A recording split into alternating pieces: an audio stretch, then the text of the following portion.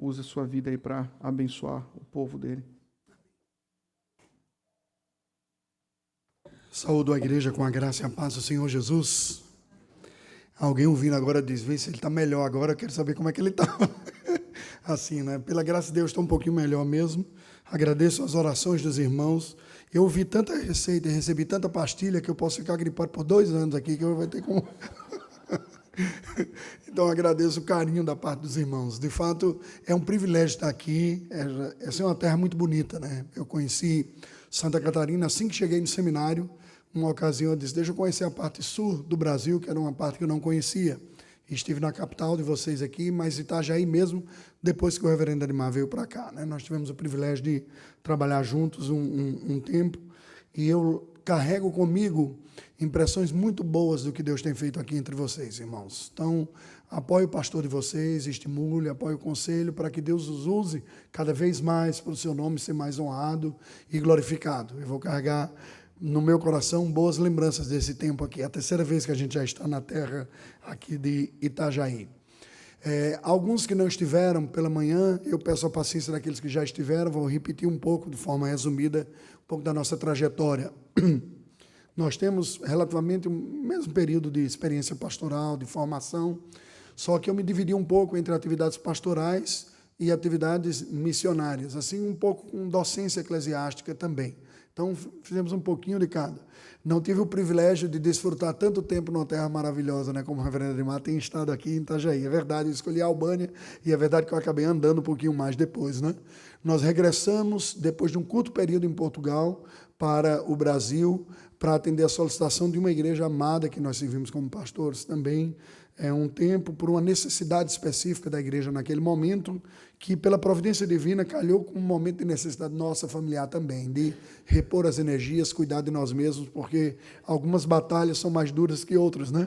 Então, um soldado ferido, às vezes, tem que voltar para a enfermaria para cuidar dos ferimentos, cicatrizar os cortes e tudo. E depois cicatrizou, diz, vamos para a batalha de novo, transcultural.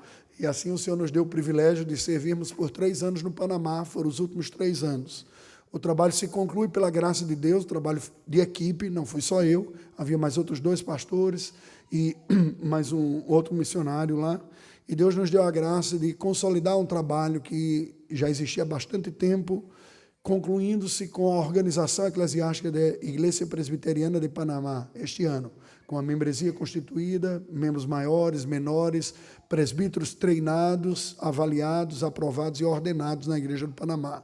Hoje mesmo, à tarde, eu estava ouvindo a mensagem de um deles, que pregou no culto da manhã, e eles aí me perguntam, pastor, me fala a sua opinião, o que você achou e tal. Então, a gente tem um relacionamento muito bom pela graça de Deus. Irmãos, particularmente, eu não vejo muita diferença na natureza do exercício feito por um missionário e feito por um pastor. A diferença tem mais a ver com o perfil do campo. Um campo mais pioneiro, um campo em que a igreja está mais débil, ou que ela não está presente, requer alguém que é enviado pela igreja constituída para fazer esse trabalho avançar ou iniciar-se. Então, este tem um perfil mais missionário, como nós chamamos. Onde a igreja já está estabelecida, o trabalho não é menos importante. O trabalho que é feito aqui na igreja, inclusive com forte conotação missionária, que é a plantação de outras igrejas, é feito no labor também. Os dramas que nós vivemos são semelhantes, os desafios que nós vivemos são semelhantes também.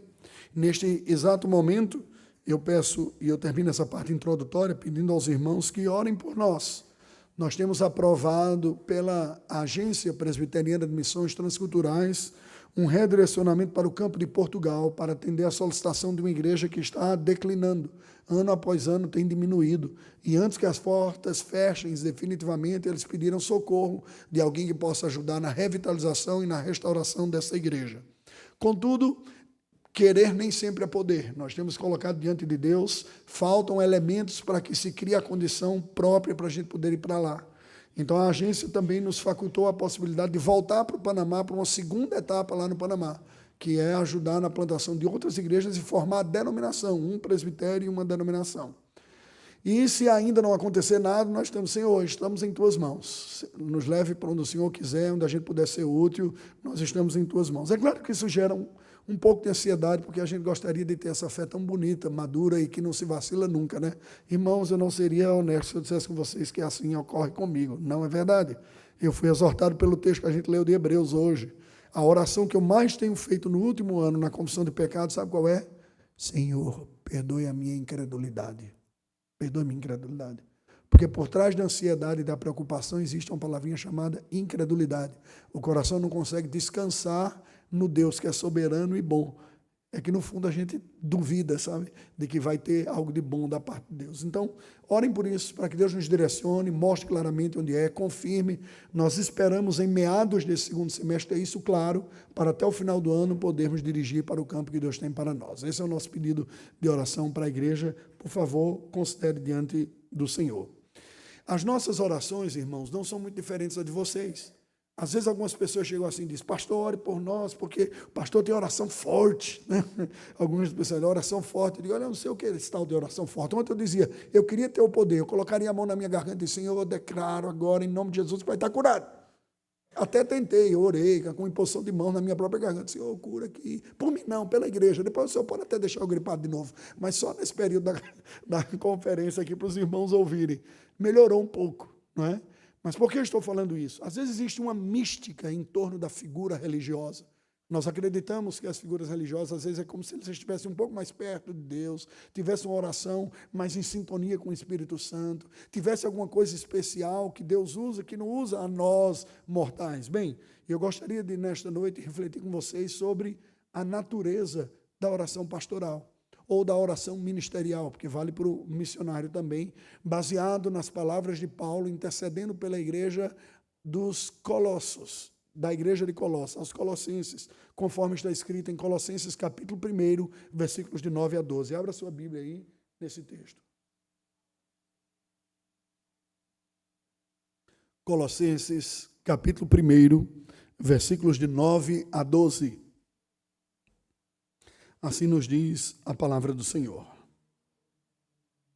Por esta razão também nós, desde o dia em que o ouvimos, não cessamos de orar por vós e de pedir que transbordeis de pleno conhecimento da sua vontade e de toda sabedoria e entendimento espiritual, a fim de viverdes de modo digno do Senhor, para o seu inteiro agrado, frutificando em toda boa obra e crescendo no pleno conhecimento de Deus, sendo fortalecidos com todo o poder, segundo a força da sua glória, em toda perseverança e longanimidade, com alegria, dando graças ao Pai, que vos fez idôneos à parte que vos cabe da herança dos santos na luz. Oremos mais uma vez. Senhor, a tua palavra acaba de ser lida. É tua voz que tem o poder de operar milagres em nossa vida. Por isso nós suplicamos a assistência do teu Espírito, Senhor, iluminando-nos, de tal maneira que a tua palavra produza os efeitos graciosos e redentivos que necessitamos. Oramos em nome de Jesus. Amém. Depois que Paulo agradeceu a Deus por perceber na vida dos crentes colossenses a graça de Deus operando neles, nos versículos anteriores, de 1 a 8, depois que ele se apresenta, saúda os irmãos, nos versículos de 3 a 8, ele expressa uma oração de gratidão ao Senhor pelos frutos dessa graça, porque eles receberam fé, amor, esperança, e porque Deus estava fazendo frutificar em Colossos a sua obra, assim como em muitas outras partes do mundo, como o Senhor faz, ainda que a intensidade e a velocidade seja distinta, como ocorre com as congregações aqui de vocês, a obra de Deus não para, ainda que seja um pouco diferente em cada lugar, mas ela é comum no sentido de que Deus, pelo seu poder e pela sua graça, produz os frutos graciosos e espirituais na vida do seu povo.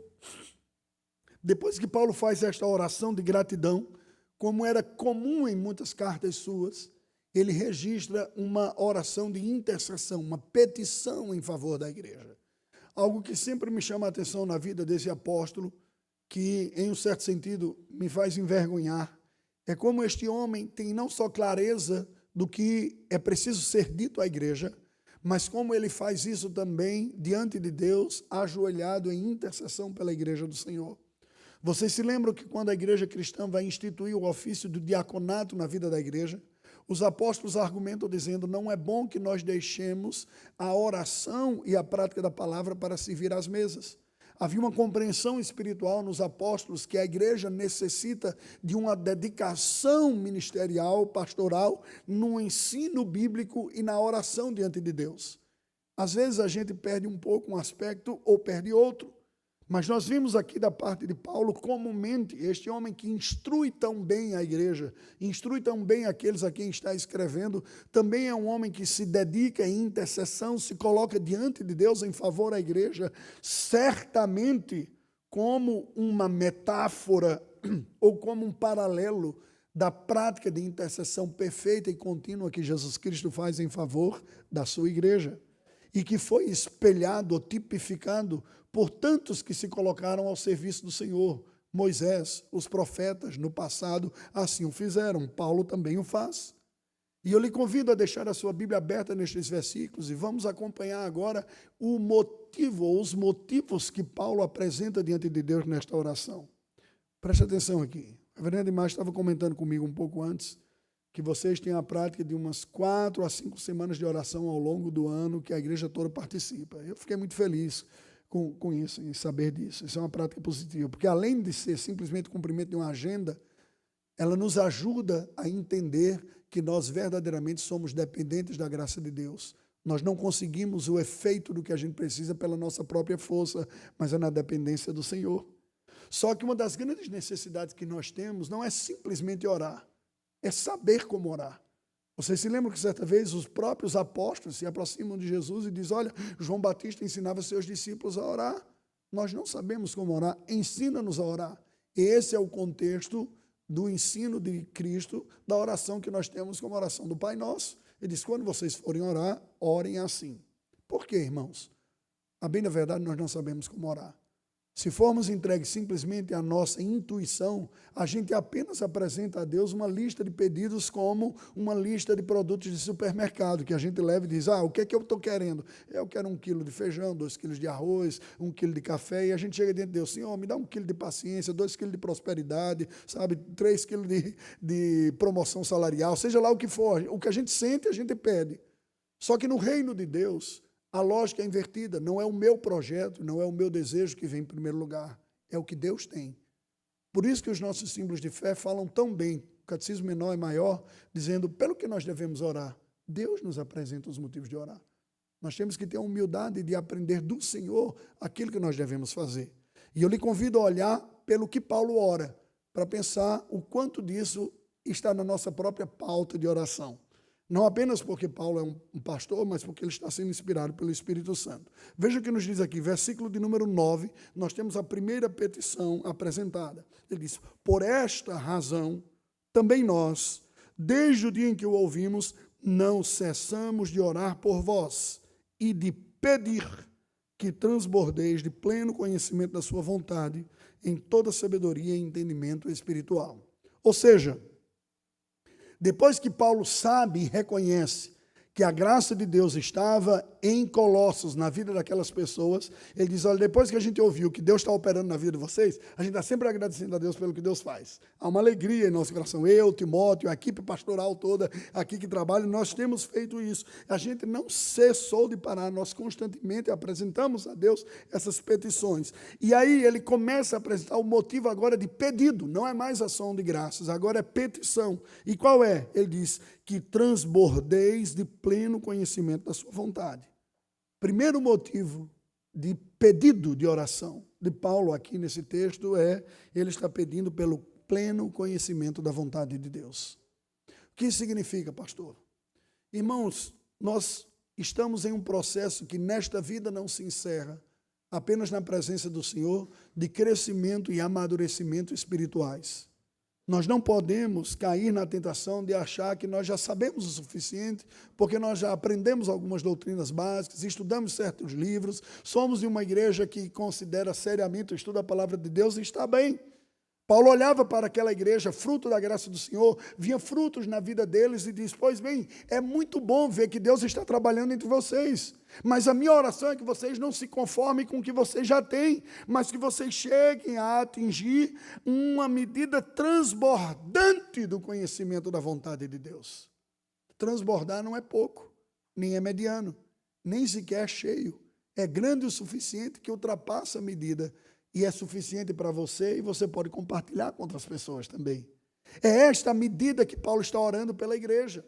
Há uma preocupação no coração pastoral de Paulo que reflete o desejo e reflete o sentimento do nosso Senhor Jesus Cristo também, do próprio Deus, de que nós cresçamos em maturidade espiritual, em conhecimento da vontade e não sejamos mais infantis e superficiais em nossa fé.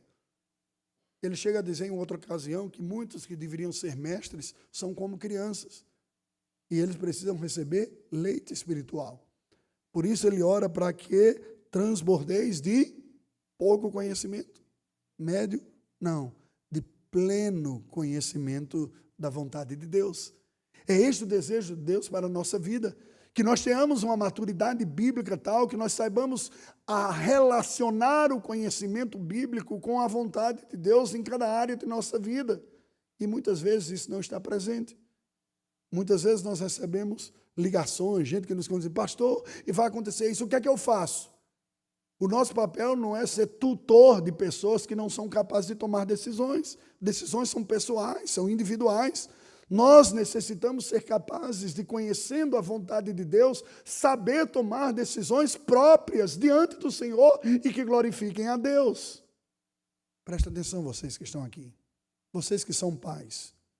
Eu tenho certeza que nenhum de vocês gostaria de ter filhos que mesmo depois de adultos continuariam dizendo, pai, eu devo fazer isso ou eu devo fazer aquilo outro. Nenhum pai gostaria disso. O desejo de todo pai com relação a seus filhos é que eles amadureçam e sejam capazes de bem administrar a sua própria vida, não é verdade? Ora, espiritualmente não é diferente. É isto que Paulo está orando, que vocês sejam cheios de todo o conhecimento da vontade de Deus. Só que depois ele qualifica, há duas palavrinhas aqui, olha o que ele diz, em toda sabedoria e entendimento espiritual. O conhecimento da vontade de Deus não é um conhecimento puramente teológico ou conceitual para ganhar debate. Essa época das mídias sociais, tem um monte de teólogo de mídia social aí, detonando as pessoas e se achando muito sábio. Mas a Bíblia aborda de uma maneira distinta. Você já percebeu que a Bíblia não louva propriamente a inteligência que nós valorizamos tanto? A Bíblia louva a sabedoria e há uma diferença. Inteligência é como potência, é como o motor do carro. Sabedoria é a capacidade de usar essa energia para o bem e saber aplicar. Uma pessoa pode ser muito inteligente, mas tola. Tem muito conhecimento e só toma a decisão errada. E a gente diz, como é que pode fulano que é tão inteligente fez uma besteira dessa? Porque ele é inteligente, mas não é sábio. Já uma pessoa pode ter pouca instrução formal, pouca inteligência, mas o pouco que ele sabe, ele consegue relacionar. Ele é uma pessoa sábia. Paulo está dizendo que estejam tomados de toda a plenitude de conhecimento da vontade de Deus em toda sabedoria. Nós precisamos ser capazes de relacionar o que nós aprendemos com a nossa vida. Isso é sabedoria. Pessoas sábias sabem usar o que sabem. Pessoas tolas não sabem usar o que aprenderam. Fica como uma bomba na mão dessas pessoas. E é curioso porque até bom conhecimento pode ser usado para o mal. Por isso que a Bíblia diz que nós devemos falar a verdade em amor. Porque a verdade de Deus, sendo mal aplicada, pode causar males na vida das outras pessoas. Toda sabedoria e conhecimento espiritual, entendimento espiritual. O que é isso? Literalmente significa um entendimento conforme o Espírito de Deus que Ele nos deu. Em outras palavras, preste atenção, não é um entendimento fruto de sua inteligência, fruto da sabedoria da época, fruto da ideologia dominante, da filosofia que está corrente no mundo, é um entendimento que reflete a revelação da verdade, da mente de Deus que o Espírito Santo nos comunicou na sua palavra. Ou seja, pensar conforme a Bíblia pensa. É refletir, avaliar, julgar, concluir e tomar decisões conforme Deus o faria se aqui o estivesse. Isso é bem diferente. Porque, presta atenção, cada geração, cada cultura e cada povo vai produzir sua sabedoria. A nova geração se acha muito mais inteligente e esperta que a geração anterior. Mas a mente de Deus, que é infinita e perfeita, o seu conhecimento, é esse que nós devemos buscar. É este entendimento do Espírito de Deus revelado na palavra que nós devemos ter. Esta é a primeira oração de Paulo. Irmãos, uma das coisas que mais me causou alegria servindo no campo missionário lá no Panamá, eu compartilhava hoje pela manhã, era como muitas vezes nós terminávamos a atividade pela manhã e seguia uma sequência de 5, 10, 15, 20, 30, às vezes 1 hora de pessoas fazendo perguntas e querendo entender mais e mais. Eu disse, gente, vocês não tem casa para ir não, é? Agora fica aqui. Não, pastor, pela primeira vez nós encontramos uma igreja em o que é lido bate com o que é explicado depois. Nós precisamos dessa sabedoria e desse conhecimento, entender essas verdades. E por isso que a gente está perguntando tanto, porque agora tem alguém que explique sobre isso aqui. O fato de ter muita igreja evangélica não significa que há muito conhecimento bíblico por aí. Existe uma superficialidade absurda em muito meio, quando não desvio. Nós não devemos olhar isso como sendo normal ou como sendo saudável. Devemos buscar o conhecimento da verdade de Deus para a nossa própria vida. Por isso, queridos, preste atenção. Permita fazer uma aplicação bem pessoal e bem pastoral aqui. Está vendo este homem aqui, pastor de vocês? Estimule-o para que ele busque de Deus a sabedoria para instruir vocês nessa sabedoria. Ele não precisa disso, ele é um homem temente a Deus. Mas é bom quando a igreja entende isso e cobra do pastor aquilo para o qual Deus o designou. Espere do pastor aquilo que Deus lhe deu, que é instruir o rebanho, alimentar o rebanho. Diz, pastor, a gente trouxe um livro para você de presente, trouxe outro, estou pagando um congresso. Ah, porque vocês estão sendo bonzinhos? Não, porque ele quer que você alimente a gente. Então, para isso, você tem que estar bem alimentado. É isto que nós devemos fazer, estimular e usar os recursos que Deus instituiu na vida da igreja para o nosso crescimento. Não faz sentido passarmos semana após semana, ano após ano, e nós não crescermos no conhecimento de Deus. Não é isso que Deus quer para a nossa vida. Deus quer que nós amadureçamos, e por isso nós devemos valorizar estas coisas. Apoie, estimule, se dedique, estimule o seu pastor, o conselho da igreja, que instrua bem a igreja. Não se contente com pouco. Busque a satisfação da sua alma, as respostas às perguntas que você tem no Senhor e na sua palavra. Desenvolva, preste atenção, um senso crítico da fé. Existe uma ideia entre nós latinos, que somos muito emotivos, de que o que é espiritual é sobrenatural, no sentido de metafísico e não racional. E eu sempre me incomodei com esse fato de que pessoas que usam seus neurônios estudando para concurso, para fazer pós-graduação, MBA, seja lá o que for, né? Essas pessoas estudam tanto para a vida profissional, mas na espiritualidade ela desliga a cabeça, faz um turn off, desliga assim, fica sentindo as coisas. Pelo amor de Deus, usa a sua cabeça para Jesus, pense, reflita, engaje-se, diz, não, eu vou entender esse negócio aqui, eu vou prestar atenção, eu vou me aprofundar, eu vou compreender isso. Busque isso para você. O segundo motivo que Paulo pede está no versículo número 10, que são pelos frutos deste conhecimento de Deus. Ele diz, a fim de viverdes de modo digno do Senhor, para o seu inteiro agrado, frutificando em toda boa obra e crescendo no pleno conhecimento de Deus. Vocês percebem a sequência que ocorre? Primeiro pedido de Paulo, pelo conhecimento profundo de Deus e das verdades de Deus. Para quê? Para virar cérebros ambulantes, neurônios sobre patas, desculpe, não sobre pés, melhor dizendo, porque pata é de animal, né? Sobre pés, não. O conhecimento deve ser buscado por nós para que frutos que glorificam a Deus apareçam em nossa vida. É isso que Paulo está dizendo quando ele indica aqui, a fim de, ou seja, o conhecimento tem uma finalidade, não é ganhar debate teológico. É triste ver como pessoas supostamente adultas, assumem a mesma postura de gincana de UPA em acampamento. Eu sei a resposta, eu sei, pergunta para mim. Não, gente, vamos amadurecer. O estudo que a gente tem não é para a gente mostrar para o outro que sabe mais do que ele. É para saber usar isso de tal maneira que Deus seja honrado em uma vida piedosa. Por isso que ele diz, a fim de quê? Viverdes de modo digno do Senhor. Percebe a praticidade disso? Este pleno conhecimento é de tal maneira que a nossa vida fique mais bonita. Reflita melhor o Senhor Jesus. As pessoas vejam melhor a beleza de Cristo em nós.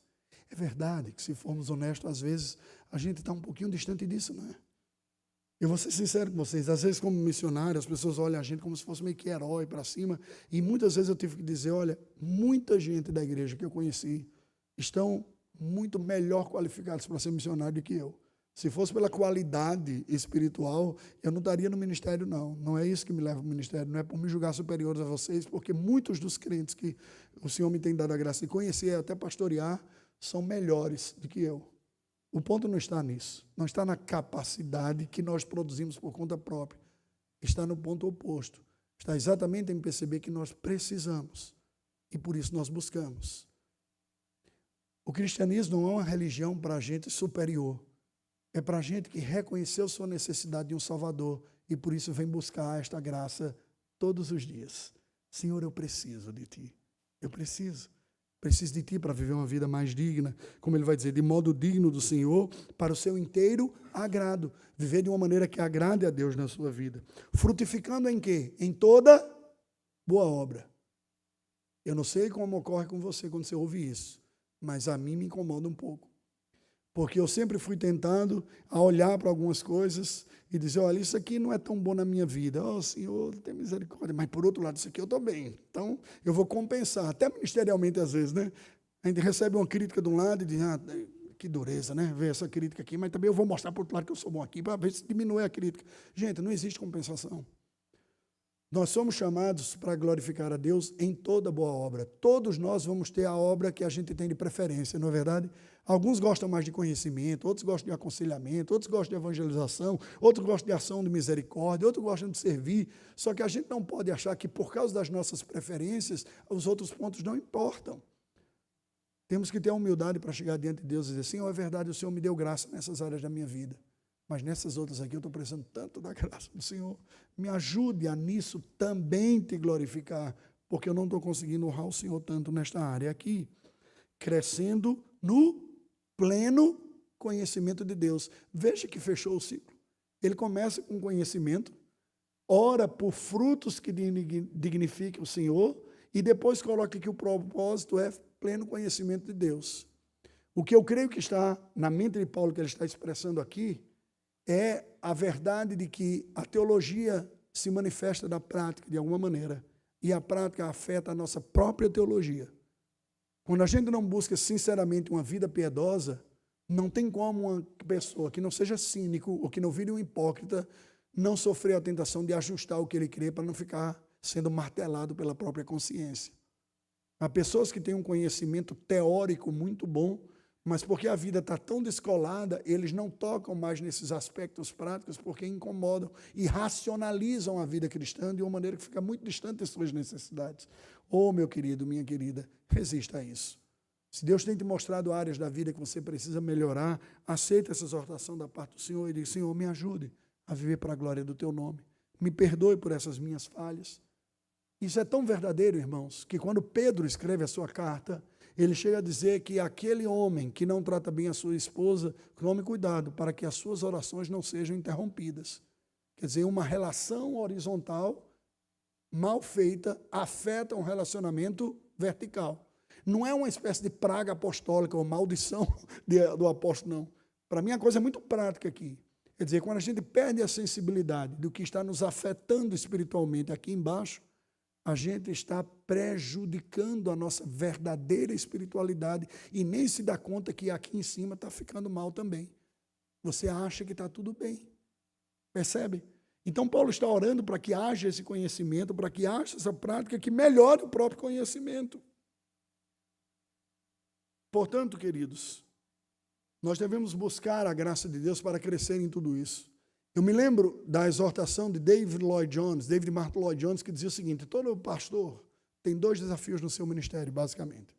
O primeiro deles é levar a congregação a crer nas verdades de Deus, que aí estão. Porque a cada geração nós somos assaltados por mentiras que nos desviam delas. Ensine a verdade. Mas o segundo desafio é levar a congregação a praticar o que aprende dessa verdade de Deus. Nós precisamos dos dois. Precisamos aprender a verdade e precisamos praticar a verdade. Terceiro motivo de petição de Paulo aqui está no versículo número 11.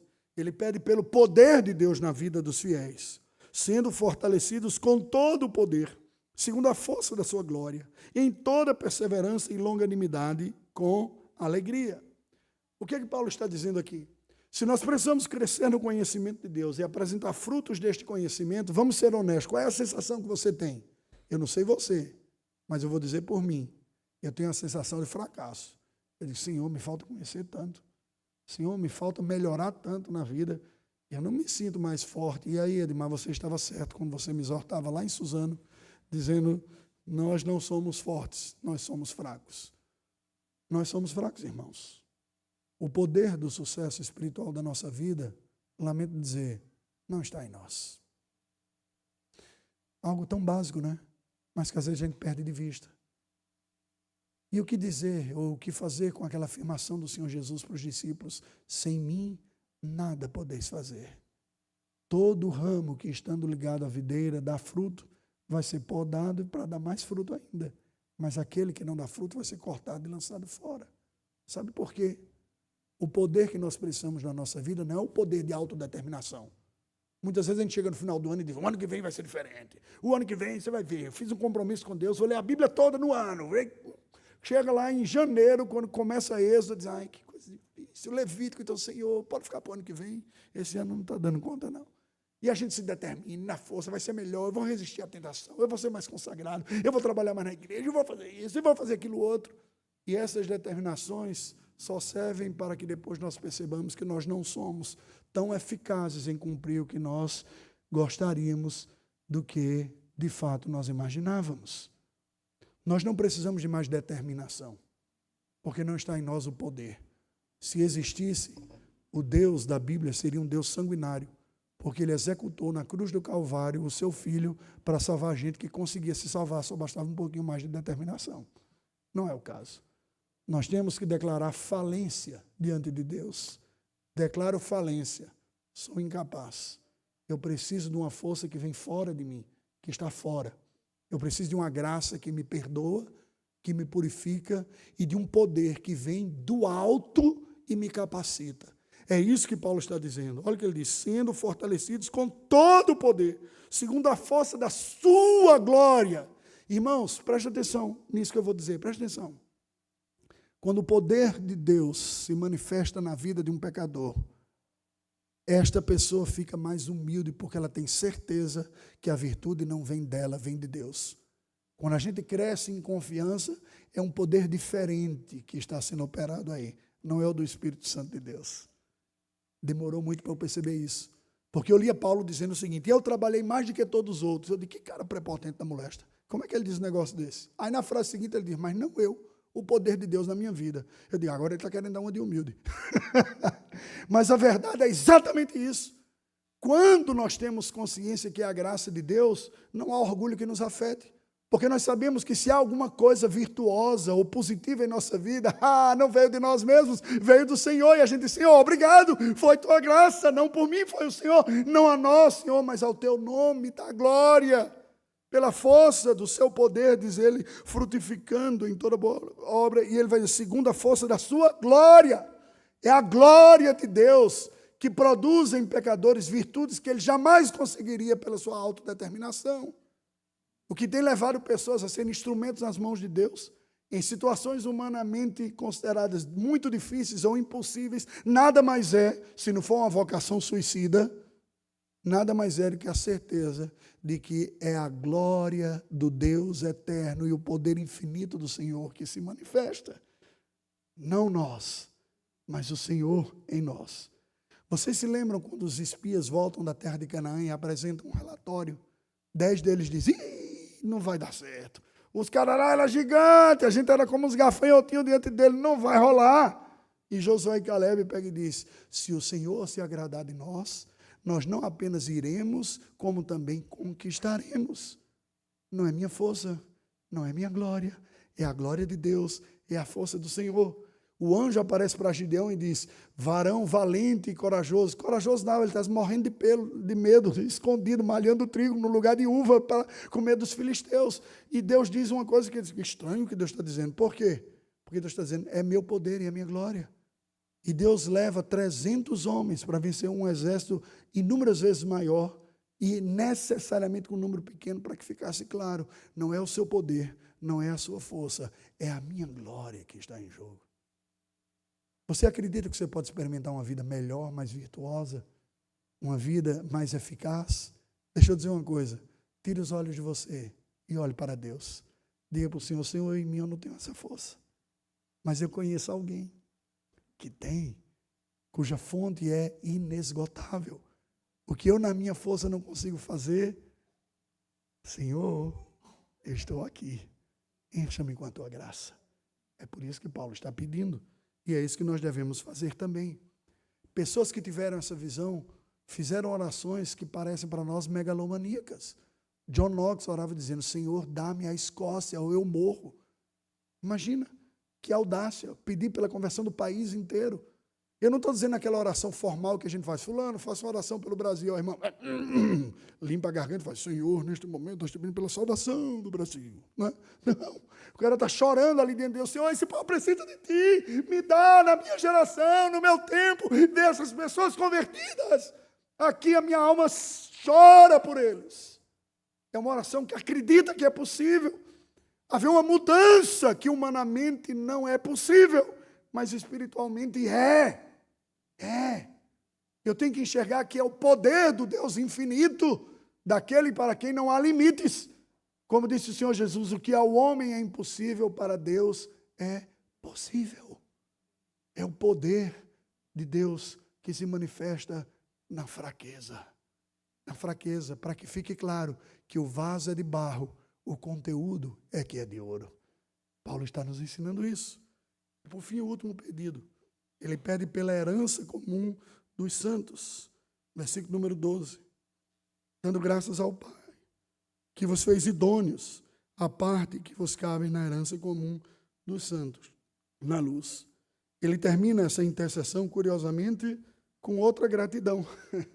Gratidão pelo fato de que Deus fez dos crentes colossenses gente idônea, sem mácula, gente capacitada, qualificada para receber a herança do Senhor, juntamente com os outros santos na luz. O que Paulo está dizendo é o seguinte: eu agradeço a Deus e oro, porque Deus capacitou vocês, fez vocês o bastante, o suficiente, para a partilha que Ele tem reservado para todos aqueles que Ele separou para a glória eterna e santa, na luz, a glória eterna, justa, santa, pura e verdadeira do Senhor. Os colossenses eram melhores do que os itajaienses, não sei se é assim que se diz aqui, não é? Eram melhores? Não, gente. A massa humana é a mesma, desde que Adão caiu, até Jesus voltar. Nós todos somos filhos de Adão e Eva. Sofremos tentações semelhantes, não há distinção entre mim e ti. Enfrentamos as mesmas lutas e dores. Lembra que Tiago diz isso? Diz: Elias, um homem que orou e parou de chover, e depois orou e choveu também, era um homem sujeito às mesmas tentações. Só que Paulo não fica olhando para a condição humana, mas fica olhando para o projeto de Deus e diz: Deus fez de vocês partes e herdeiros de uma glória, juntamente com todo o restante do povo de Deus, eternamente estabelecido pelo Senhor. Sabe, irmãos, quando a nossa vida vai ficando meio desesperançosa, já no início da minha vida ministerial, eu percebi que o desafio para o meu coração era passar pela vida sem ficar rabugento. Eu me lembro que, como seminarista, certa vez eu visitei uma família da igreja e aquele senhor parecia aquele personagem do desenho antigo da Ana Barbera, aquela hiena que faz: oh, vida, oh céu, só azar, que sofrimento, que pastor, dói minha coluna, dói minha cabeça, dói minha barriga, dói não sei o que e tal. E eu ia para a casa dele e eu dizia assim: eu não quero mais voltar aqui não. Eu saio doendo daqui, sabe? E quando eu olhava assim, dizia, e eu tenho a impressão que o grande desafio para a minha vida, para o meu coração, é envelhecer sem ficar rabugento. E olha que só tenho 50 agora. Por quê, gente? Porque a vida é cheia de decepções.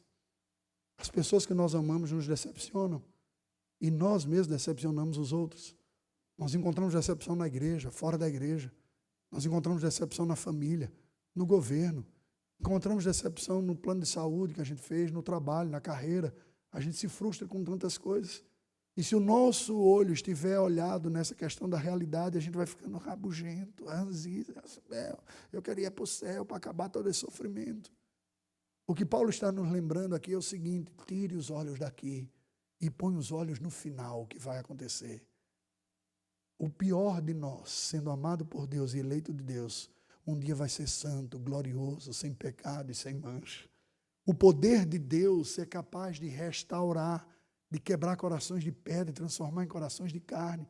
E nós estamos fatalmente destinados a ser assim. Você diz, bem, se vai acontecer, isso já me anima, Senhor, ajuda a começar já de agora.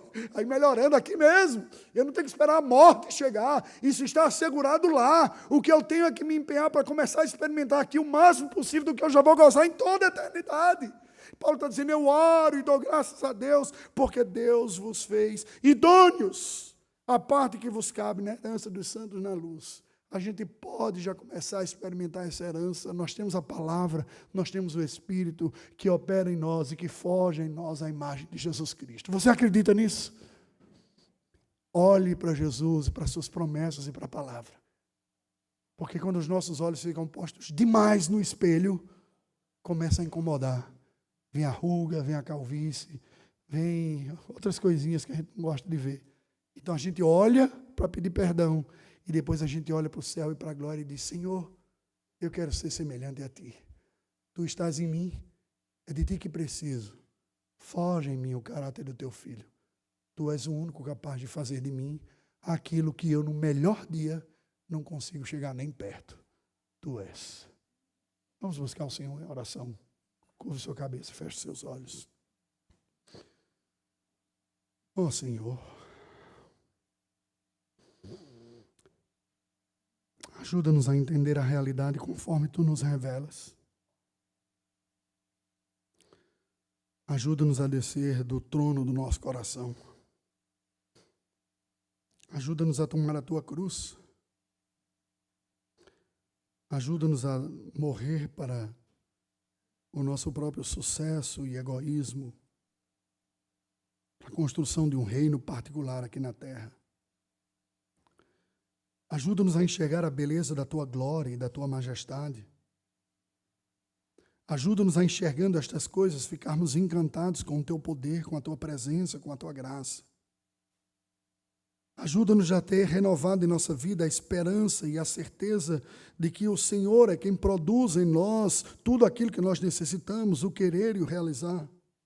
Ajuda-nos a olhar para além do que os olhos veem, a contemplar a realidade pela fé, conforme Tu revelaste. Ajuda-nos, Senhor, a sermos Teus discípulos, que caminham contigo e que refletem na vida o caminhar contigo. Ajuda-nos a estarmos preocupados com a Tua glória, mais do que com a nossa própria reputação ou sucesso. Oramos em nome de Jesus. Amém. Deus nos abençoe.